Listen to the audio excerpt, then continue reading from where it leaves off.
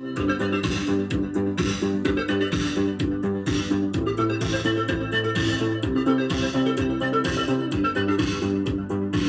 día, bienvenidos a Colombia Cíclica. Los saluda María Fernanda Molano, transmitiendo desde la ciudad de Bogotá.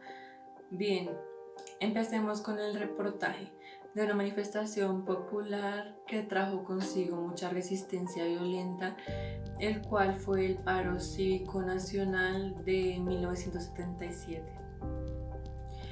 que fue motivado por el incumplimiento de dicho gobierno de Alfonso López Michelsen y su económica política fallida, por un acuerdo firmado entre el gobierno, los trabajadores, los pensionados, los campesinos, los afros, estudiantes, los indígenas, los transportadores, los empresarios agrarios, las centrales obreras, los maestros y en general todos los ciudadanos se unieron y así convocaron un paro con un pliego de 8 peticiones. La primera fue un aumento salarial por encima del 50%. La segunda fue la congelación de artículos de primera necesidad y de tarifas de servicios públicos. La tercera fue la suspensión del estado de sitio y el respeto de libertades. La cuarta fue la derogación del estatuto docente y la financiación de la desmilitarización de las universidades. La quinta fue la abolición de reformas administrativas. La sexta fue la entrega de tierras a los campesinos por el INCOR. La séptima fue una jornada de trabajo de 8 horas y un salario básico para transportadores. La octava fue la suspensión de la reorganización del ICS, retomando el papel de los trabajadores. Las dinámicas del inconformismo por parte de los trabajadores fueron muy notables. Entre los ámbitos del trabajo, la central obrera. Su primer objetivo fue paralizar el transporte. Lo que inicialmente fue concebido como una huelga nacional se convirtió en el estallido de toda la inconformidad de un país. Desde la década de 1870 habían acumulado este inconformismo subalterno y lo pusieron en juego en 1977, confrontando así el orden económico, ya que los trabajadores estaban en lucha constante contra el conflicto laboral. Para los trabajadores, el aumento de salario tuvo lugar después de este paro de 1977 con unas consecuencias positivas, mostrando que los movimientos sociales son un movimiento constitutivo de las dinámicas económicas y políticas. La capacidad de pago de trabajadores mejoró. Gracias a la negociación por el paro, el desempleo disminuyó y el Producto Interno Bruto aumentó.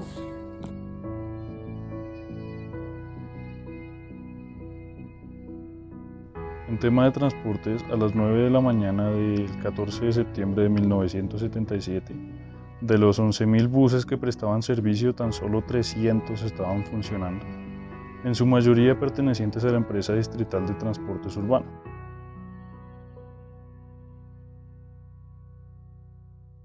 En el aeropuerto del Dorado, tan solo habían despegado 9 aviones de los 130 acostumbrados. El 15 de septiembre terminó en condiciones similares al día anterior y la interrupción de los servicios de transporte se notó bastante. El 95% de los trabajadores organizados estuvieron parados o fuera de sus puestos de trabajo y el 90% del comercio no abrió sus puertas debido al acontecimiento de transportes. Por otro lado, el paro del 2019 también trajo muchísimos problemas en cuanto a transportes, muy similar a como pasó en el paro del 77. También dejaron las calles vacías de vehículos y muchas personas tuvieron que abstenerse de ir a sus empleos debido a la lejanía que tenían con ellos mismos. Muchos negocios no abrieron y los métodos de transporte por la ciudad eran muy escasos.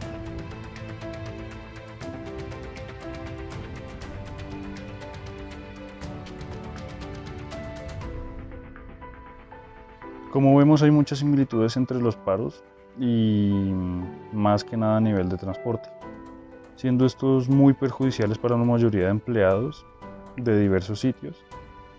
Y esta sería toda la información que puedo brindar de mi parte. Continuamos con más temas.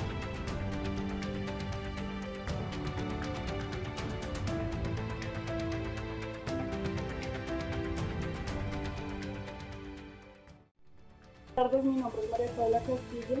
Bienvenidos una vez más a Colombia Cívica. El día de hoy vengo con la señora Olga, quien nos viene a contar sobre lo que opina acerca de la corrupción política. Buenas tardes a todos. Bueno, señora Olga, ¿qué opina usted de los efectos socioeconómicos que ha causado esto?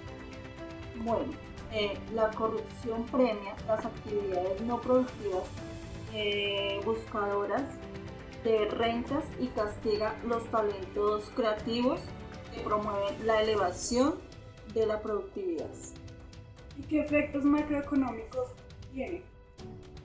Bueno, la corrupción está obstaculizando la salida de la crisis de la economía colombiana, genera inestabilidad política y empeora la imagen del país, degrada la confianza y inversora y aumenta la incertidumbre económica.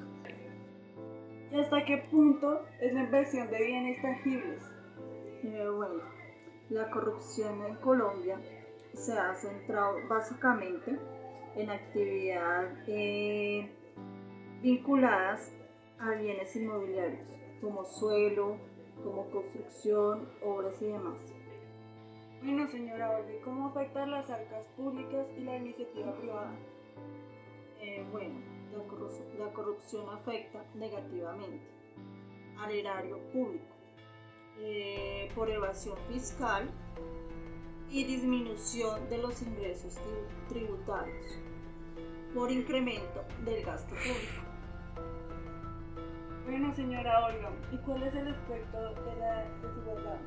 ¿Aumenta la pobreza? Bueno, la corrupción tiene efectos inequitativos sobre la distribución de la renta. La corrupción es un mecanismo depredador de los recursos de la sociedad. Bueno, señora Olga, ¿qué recetas cree usted que se puede aplicar para evitarlo? Bueno, digamos, hay tres. Pueden ser las principales vías de actuación. También debe centrarse en la transparencia financiera de los partidos políticos.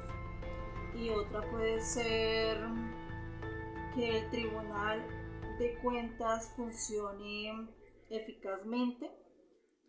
Y la otra puede garantizar el funcionamiento independiente de los organismos judiciales. Es importante la opinión de cada persona. Bueno, señora Olga, muchas gracias por su tiempo. Colombia Cíclica. Buen día a todos los televidentes. Hoy, 14 de septiembre de 1977, gran edición Noticias Colombia Cíclica. Gran paro cívico para protestar contra los incumplimientos del presidente Alfonso López Michelsen. En breves les informaremos el porqué y cómo se está dando el gran paro cívico del país. Estas son las razones por las cuales miles de personas están saliendo en protesta.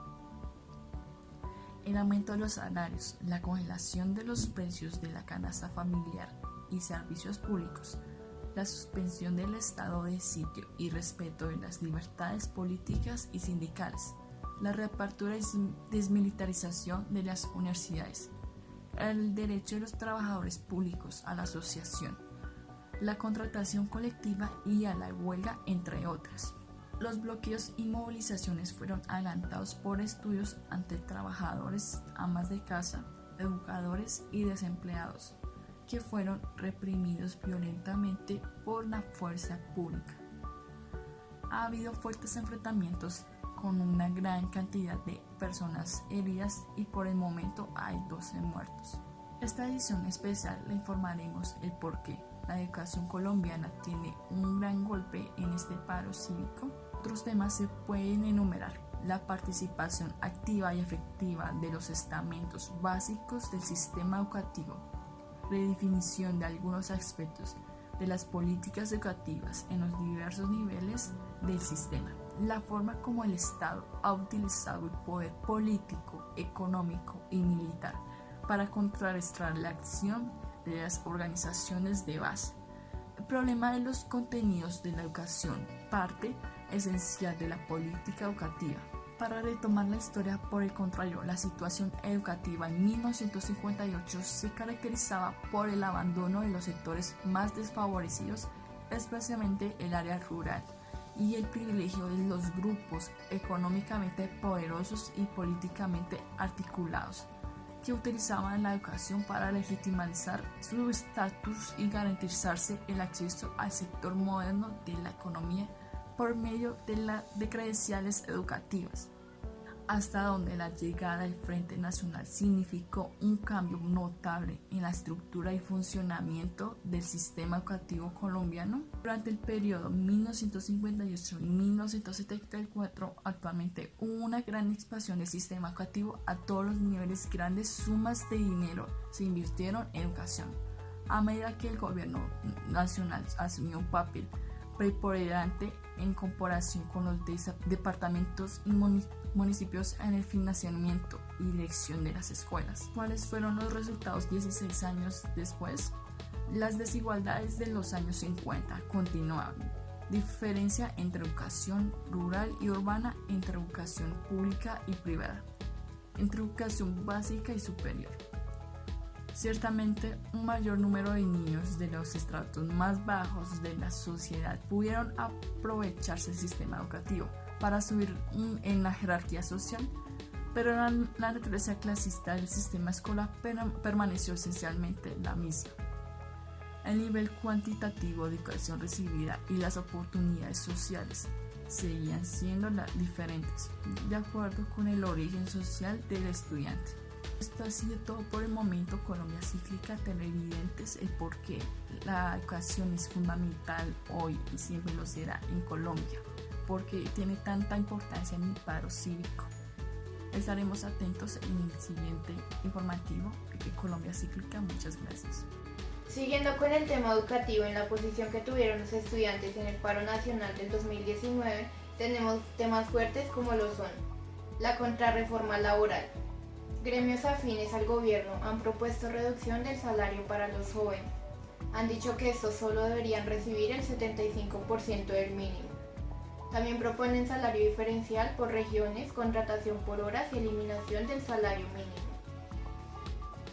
Los estudiantes vamos a continuar participando en las jornadas que se están convocando desde el Comité del Paro Nacional, dijo José Cárdenas, vocero estudiantil de la Asociación Colombiana de Representantes Estudiantiles de la Educación Superior. Cumplimiento de acuerdos pactados el 14 de diciembre del 2019. Presupuesto de Colciencias. Presupuestos apropiados y no comprometidos.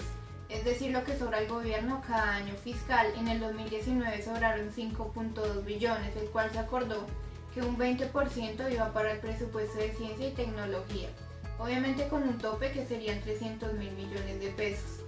Sin embargo, solo les quieren dar 78.000 millones de pesos con la excusa de que es el tope y diciendo que no hay más plata. Por último, el cumplimiento de los acuerdos.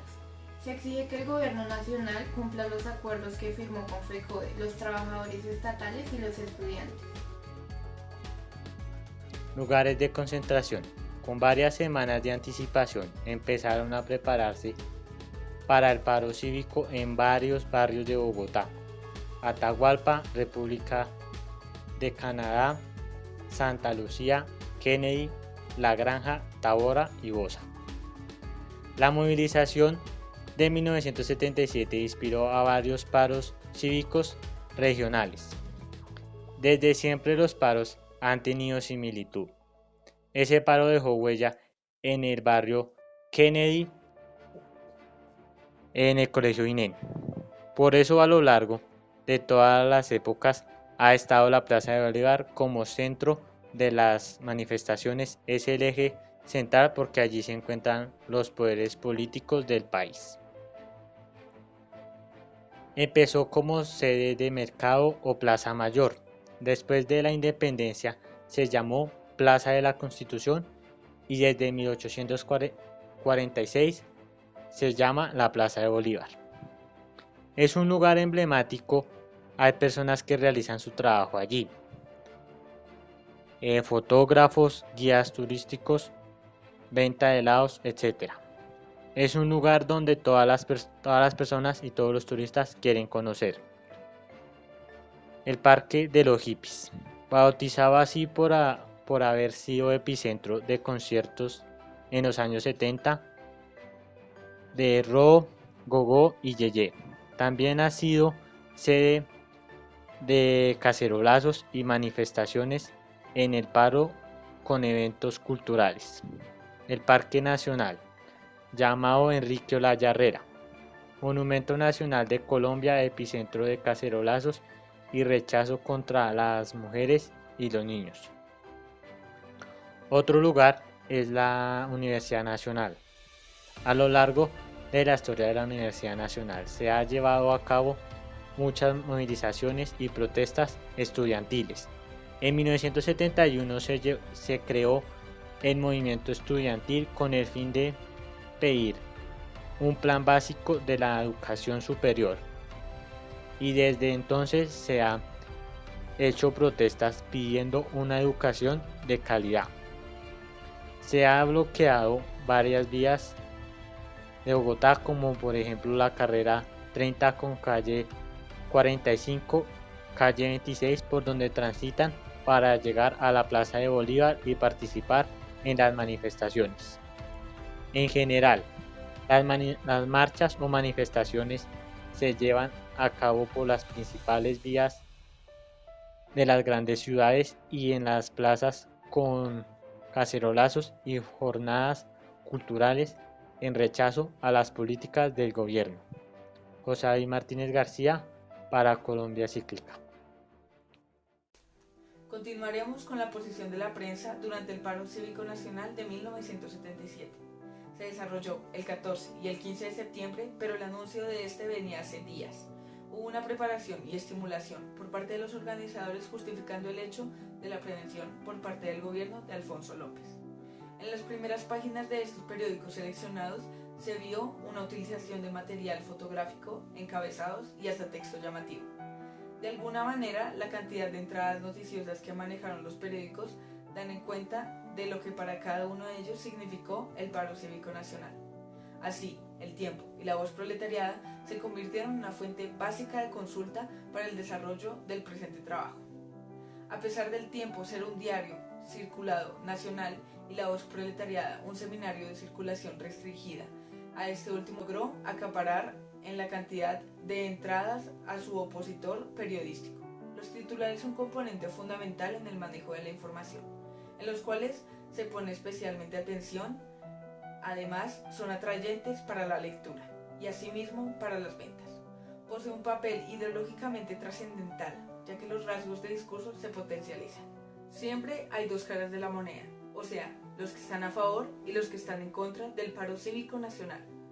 Por su lado, el periódico El Tiempo estaba en contra del paro cívico nacional y La Voz Proletariada a favor.